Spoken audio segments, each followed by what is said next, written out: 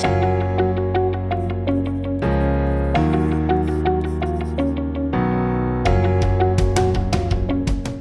this is Wayne Zell, and welcome to Blueprint for Wealth, a podcast that's designed to help you realize your personal dreams of wealth and freedom. And today I have a special guest who I've known for a while, and he is a client and friend, but also an entrepreneur that has a great story to tell. Jerry Huskins. Welcome, Jerry. Thanks, Wayne. Thanks for joining us today.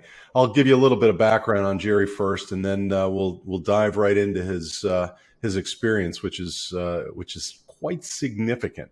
He started out his career as an accountant, which is hard to believe because he's really an entrepreneur. And he was at Ernst & Young. He became a senior manager. He was there for many years. Went on to Inc. magazine and did a couple of things with them, Fountainhead Ventures. But I think more significantly, he helped start up and grow a company called Astadia, which they sold to a private equity firm after about 9 years working with them. And then most recently, Jerry was the CEO and basically built a company called Fontiva, which was an events product company that really built products and systems for Salesforce. It was really ahead of its time, and he just recently sold out his interest in that company again to another private equity firm, and now he's doing private equity himself and maybe some public equity. Jerry, first question I had is, how did you get from accounting, where you were at Ernst & Young, which is a great firm, to start doing the stuff that you did as an entrepreneur, and why did it take so long? Yeah, basically I'm a chicken shit, Wayne. Uh-oh, we're gonna have to edit this. No, just kidding. Had I known, this is a classic example of someone young not knowing who they were. And there's lots of people in that situation. I joined the club. Yeah, and eventually I just had to leave, and I didn't really have any idea where the world would take me, but I just had to get out because I was just in the wrong spot. What did you do at Inc. magazine? Tell us a little bit about that. Yeah, I was at Ernst & Young, and we had some software that was made by this guy, and he and I left and joined him to work on this software. And then we said, well, like the people that could use this might be Inc. 500 companies. And so we cold called Inc. magazine and told them what we had. It took about a year, but we cut a deal with them, and we did financial strategy consulting for Inc. 500 companies around the country. And so through that process, I met a whole lot of Inc. 500 CEOs and figured out they were mainly batshit crazy entrepreneurs, and that if they could grow a super fast growing company and a great company, well, hell, I could do that too. And so I did. That's pretty cool. It was probably a really great experience to go around the country meeting these guys and women. Invaluable. Yeah. I would have enjoyed that myself. And then you got into a company called Fountainhead Ventures, where you became a managing director. You were a co-founder, and you did outsource CFO and business modeling and that kind of stuff. How did you transition from that into a company that, Astadia, which was an international management and technology solutions firm? How did you get involved in that? What was the intro, and how did you wind your way into that? And then tell us a little bit about that experience. Yeah, so the Inc. magazine experience got me into fast-growing companies and the dynamics of that. Mm-hmm. And then something happened great. It was called the internet, and this was 1998. And there were a lot of tech startups, and I had a lot of financial experience, so it was pretty easy for me to build a business being an interim CFO or an outsourced CFO. But this was that's a pretty common idea now. In the 90s, that wasn't a very common idea. Right. And so that was all great. And I had a great little business, and it was going super well until the bottom fell out of technology, and we had Right. a tech-led crash of the stock market. And at that point, I was kind of 41. I didn't know where my next 10 grand was coming from. And, a buddy of mine said, hey, I just implemented this really cool tool called Salesforce.com, and they're renting software to people on the internet, and they're not buying a server and running it themselves under their desk. And like maybe in the future, they could rent software on the internet, and maybe they'll do that. And like we could maybe help them implement that software. So Right. Salesforce had about 150 people at the time. And when on a week, we didn't have anything to do, I took a couple of people to San Francisco and met with Salesforce, and we became some of the first consultants ever to be certified by Salesforce in November of 2002. So that was, I didn't even realize that Salesforce was in existence at that time, or that cloud computing was a possibility then. I was working in an internet company myself. I got out of practicing law, and I did that for a period of time, right around the same time that you did it. It's kind of right. funny. But the interesting thing is you were so far ahead of your time at that stage, and Salesforce was just beginning, right? 150 people. How many do they have now? 15,000, or at 30, least maybe 30. 30. I had 160 people when I sold Fontiva. That's how Okay. small that's a little dinky business, man. Right. Right. But anyway, so I go to Salesforce, get trained, and then, their growth explodes. And, I basically ride that train and, end up with a couple of 300 employees. And we sold that business because we were implementing Salesforce for customers on the East Coast primarily. So you were like their Salesforce on the East Coast. I was their professional services business on the East Coast, doing hours times rate work, which, I Okay. knew how to do that, Yeah, sure. You were an expert in it. Oh, yeah, And then yeah. then you sold that out and you went and got involved with Fontiva, which again, it's another Salesforce related company. You didn't have any kind of problems, I guess, with a non-compete after the Estadia You know, venture. Stadia was a services business, and Fontiva was a software company. So we built a product that didn't exist inside Salesforce and then sold it to associations mainly around the world. Okay. And Was it an association management type tool? absolutely, it was the What did it first. do? It was the first AMS, Association Management System, built in the public cloud. Okay. And how did you build Fontiva from, 0 to 160 Right. people? I think the problem, like a lot of entrepreneurs have, is that they start growing a business. They don't understand how to finance it. They don't understand the dynamics of, common versus preferred, and all the issues that limit a CEO's ability to run a business based Okay. on the type of financing you choose. So I was not the CEO of Stadia. I was the president, but I watched, and all the mistakes that we made at Stadia, I promised never to do those again. So I started Fontiva, and I didn't let anybody invest but me. I was the only shareholder for the first 6 years, and I basically worked for six years and didn't get paid. Wow. So I put up all the cash to get the business going. I worked for free for 5 or 6 years, and that allowed me to control the destiny of the business and grow it the way I wanted to grow it Hmm. versus the way investors, venture capitalists want to grow it, because the way they want to grow it is very much at odds with the way I wanted to grow it, because I was in it to make me a bunch of money, not make them a bunch of money. So what was the difference in the structuring, and it sounds like you did bring in some investors after about 6 years. Right. But they never had enough. First of all, I only raised common stock. I don't Okay. know that that's actually possible today. Okay. Because, Right. as we sit here, I'm watching, the NASDAQ, puke 5%.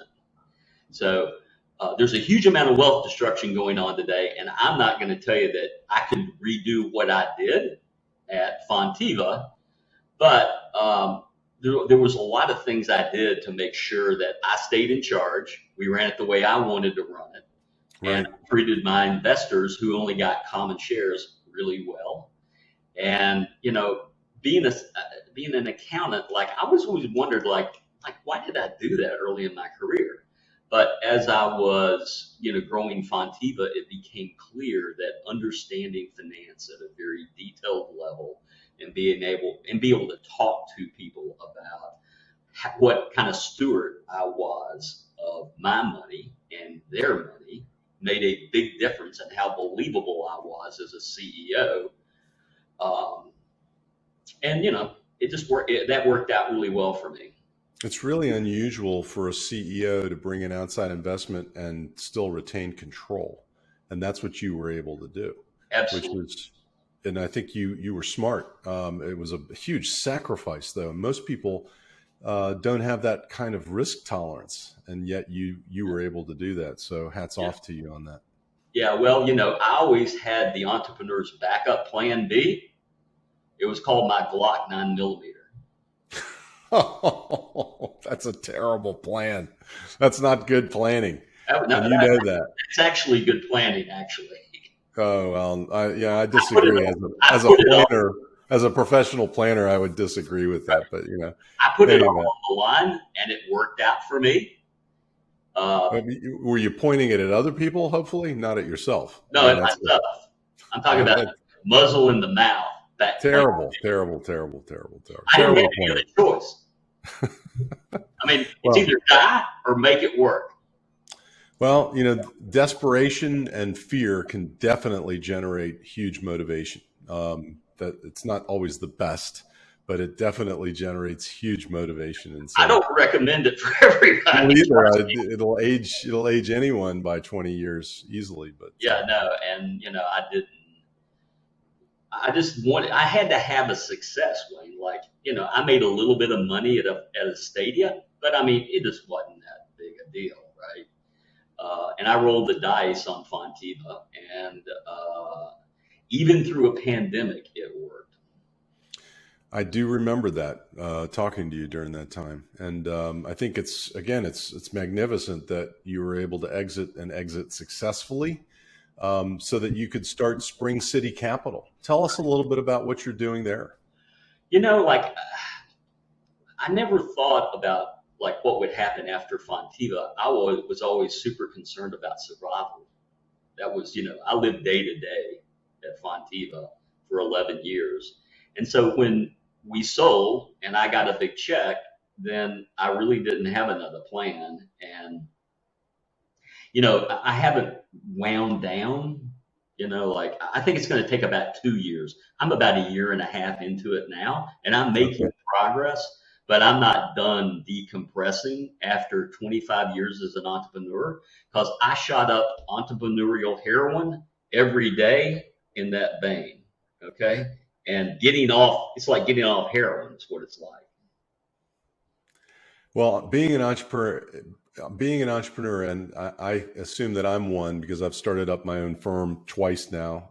I think it's very addictive. You like doing things your way. You like doing things that are not necessarily the same as everybody else. So you want to do it your way, but it may be a little bit out of the box and not the normal way of doing things, which is the way you did Fontiva, and it was successful. So Well, there's been a lot of complaining about how I do things and why I do things in my life, for sure. who Mainly complained? my family, mainly. Oh, well, that is the rub of being an entrepreneur. Yes, I lost some good time with my family all the way through my career, but absolutely. that's the sacrifice that we make. Yes, that is a huge sacrifice. And, honestly, making a lot of money doesn't make that right. I agree with that. I agree You with know, that. it's So, going to be it's going to be a cost. You can never fix You that. can't recoup that. It's like the Harry Chapin song, a child was born the other day, Yes. cat in the cradle. You never know. You never know when you're spending too much time doing things that you shouldn't be spending time on. And Oh, I knew. I completely knew what I was doing, and I knew it would be a big cost, and it was.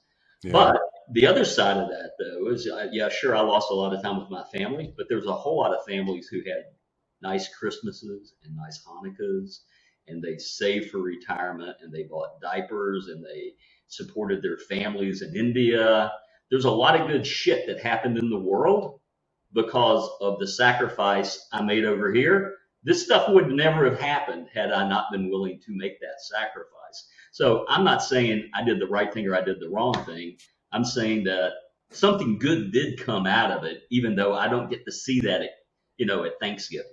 right.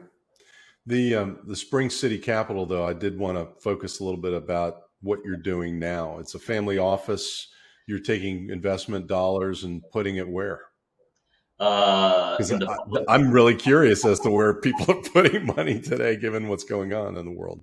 Sure, yeah. So I am an energy miners, gold miners, defense, food security investor in public markets. Okay. And so that's a very contrarian thing, you know. Actually, the energy's done really well over the last 4 months, Uh, unfortunately, but it it has, has. yeah.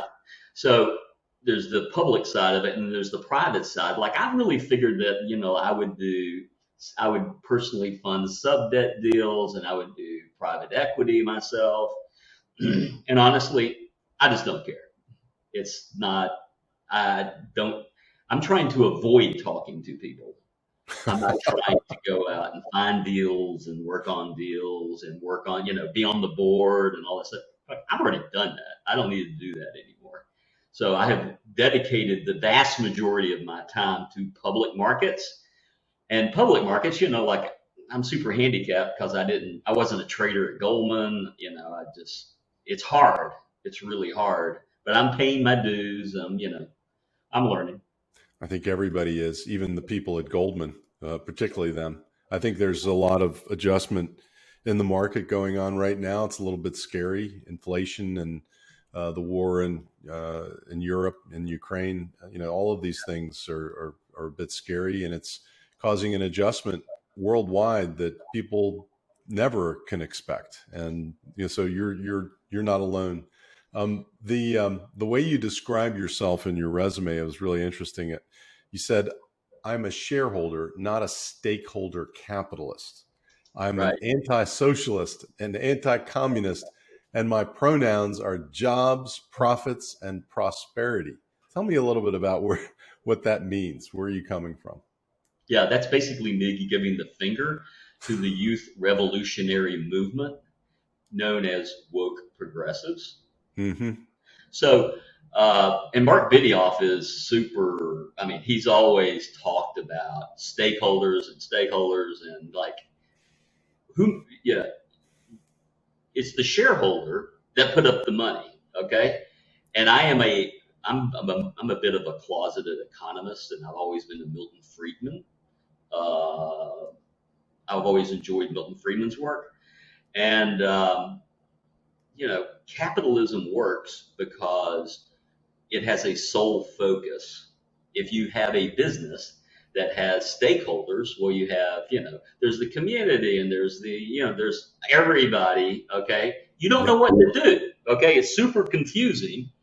And capitalism needs to be simpler than that. Not that it is only shareholders you're serving, because you don't get a shareholder return without having great customers, great employees, and caring about the community. Okay. Whoever thought that wasn't considered in capitalism knows nothing about running a business. And that's the vast majority of the youth progressive revolutionary movement. Because they haven't been a capitalist and they don't know what it's like to run a business No. successfully. Yeah. you have to be involved in your community, and you have to take care of your employees, and you have to be empathetic to your employees and your clients, and you Yes. have to have relationships. It's all And about it, it. and at the end of all that, hopefully there is something for the shareholders. When we talk about trickle down economics, at my business, like the people that got paid first and got 60% of every dollar was the employees. Okay. The shareholders waited 11 years to see the first nickel. Right. And hey, I probably paid 300 million to share to employees and contractors, in that time. And I was delighted to do it, but I waited at the end of the line 11 years down the road. And, it was it worth it? Yes, it was worth it. But I only got there because I took care of the employees, I took care of the customers, and I cared about the community.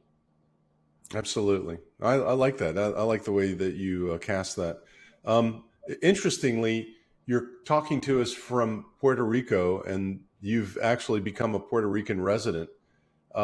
What caused you to do that, and how did you do it, and what are the benefits of doing that? Sure, like sold the business.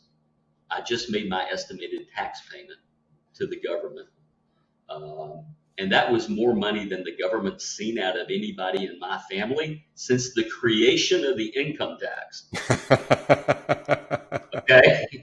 So I paid all the tax on the Fontiva sale, but going forward, what happened was I was in a VC's office in San Francisco, and he was sitting there talking, and he goes, "Well, if I had a chance, I'd leave San Francisco and I'd move to Puerto Rico and not pay any capital gains tax." And I go, "Well, that's not legal. You can't do that. Stop. No, you cannot do that. Look, I'm a CPA. I have a master's degree in taxation, and there's no place in the United States you can live and not pay capital gains tax." And he goes, "Well, yeah, you just look at this." Okay, so he showed me on his phone, and I was like, that doesn't exist. That can't exist. So I did a bunch of research, and as it turns out, it is true that if you become a Puerto Rican resident and you get a grant from the Puerto Rican government, as an investor, you can come down here and live and pay tax on interest and dividends like you would living in Miami, but you don't pay tax on capital gains. Okay, so if you have a large sum of money to invest and you expect to earn capital gains in the future, then this could be a good idea. And I'm a contrarian, and so, but on the face of it, this is like everybody would do this, right? Well, as it turns out, virtually no one will do it because Puerto Rico is 3 steps below Miami and 4 steps above Mexico. It's not like living in Northern Virginia. Okay, so Right. you got to get your head around that. But there's a lot to be said for living in kind of a poor paradise. I was going to say it's a tropical paradise. I haven't visited Puerto Rico, but the Virgin Islands, which are right next to it, are just exquisite. Yeah, Yeah. it's not as good as the Virgin Islands. Okay, I'll What's tell that? you, I it's didn't hear not you. as good as the Virgin Islands. Okay, All but right. it's really, really good. Okay. So Uh, it was tax motivation that took you to oh, Puerto Rico. yeah, look, there are 330 million Americans living all over the world. Okay, 5,000 of them have this tax status, and So it's a status that you're a U.S. citizen, you were a U.S. resident, now you're a Puerto Rican resident. Can you be a resident of both places and qualify? no, you have to live here more than 6 months. You have to meet, a bunch of, really soft sort of Requirements. conditions, requirements. It's not hard to do. It's basically a checklist to get the grant from the government. Uh-huh. But, you know, um, these people down here need investors and they need people to come down here, and it's actually really nice. So are you able to invest down there so that you could generate capital gains that you don't have to pay tax on? Well, I can invest any capital Anywhere. gain. Yeah. Like I would expect most of my capital gains to come from the stock market or private equity Investments. vehicles, right? Right. And those are tax free for me living here. Um, So your rollover equity in your current in your prior company will qualify for this exemption from capital gains tax. it will, to the extent we paid 100% of the tax in 2021. Going Oh, forward, I earn it's preferred stock. So I okay. earn, 8, 9, 10%, which is it's still a bunch of money. And that will be tax free to me. Awesome. So that's pretty cool, Jerry. It's been interesting talking to you, and the most interesting thing is that you keep you keep taking that heroin. I Got to can't stop help you from that. it. You can tell me, if you can show me how to get off it, I'd really appreciate it. But I don't think there's any getting off. It's well, it's the rush that you get from being an entrepreneur and doing the things that you do and have done that sort of drives you. And that's the kind of attitude that a successful entrepreneur has to have. I think you're just another excellent illustration of that. Yeah, I don't think entrepreneurship is for everybody. I sure don't recommend. Most of the time when people talk about being an entrepreneur, I try to discourage them from doing it because there's all kinds of costs that you don't realize. It's a soul sacrifice, SOUL. Yeah, it's a sacrifice, yes. But on the other hand, we need more jobs. We need good stewards of our resources, people to make decisions about how to best utilize our wonderful resources to grow an even better economy and, and a more charitable economy. Absolutely. Absolutely. Well, thank you again for being a guest on Blueprint for Wealth. I really appreciate it. It's good to see you. It's good to see you, Wayne. Take All take right. care. Take care. Thanks for listening to Blueprint for Wealth, and tune in next for an educational moment. I'm going to explore the Puerto Rican tax incentives a little bit so that we can learn a little bit more about that. Stay tuned. Thank you very much for listening to Blueprint for Wealth. Hi, welcome back to Blueprint for Wealth. And we're talking about, in our educational moment today, Puerto Rico and its unique tax system and how a lot of U.S. individuals are moving to Puerto Rico because of the incentives that it provides to U.S. citizens who ultimately decide to permanently reside in Puerto Rico. So let's talk about these Puerto Rican tax incentives. First of all, we'll talk about the regular system of Puerto Rico tax, which is a little bit different than the United States. The U.S. taxation of Puerto Rican residents, which is really, really important.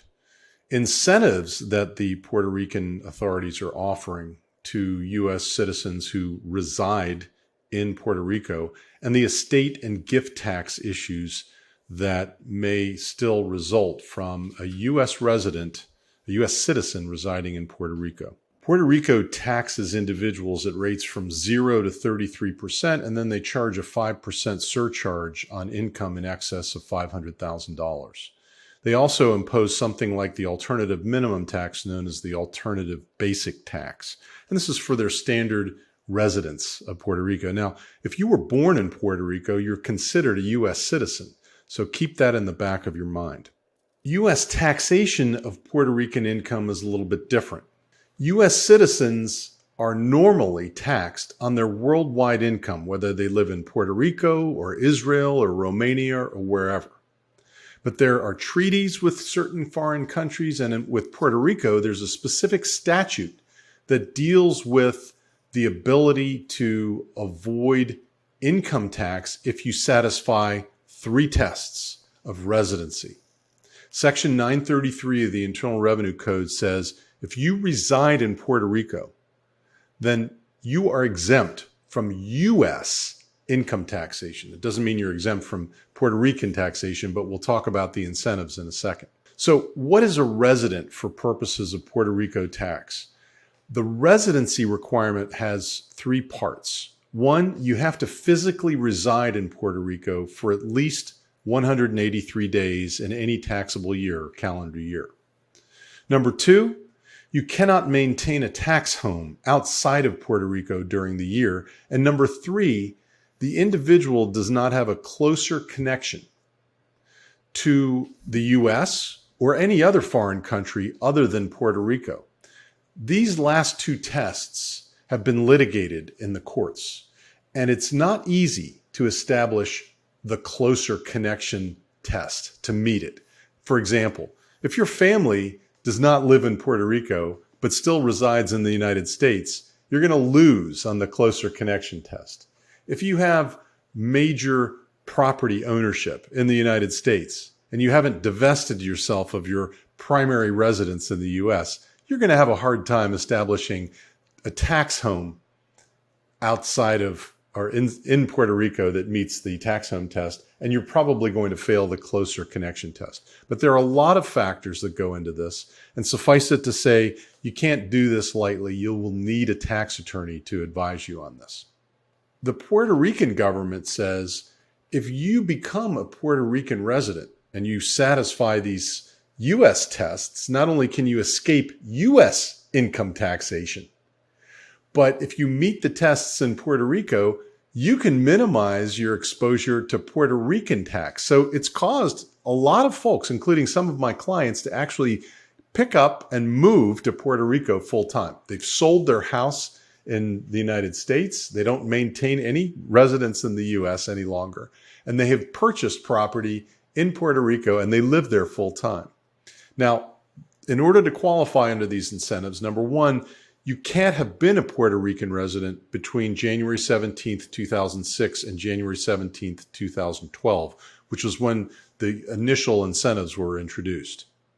And you must become a Puerto Rican resident no later than the end of 2035. So we still have 13 years left to establish Puerto Rican residency.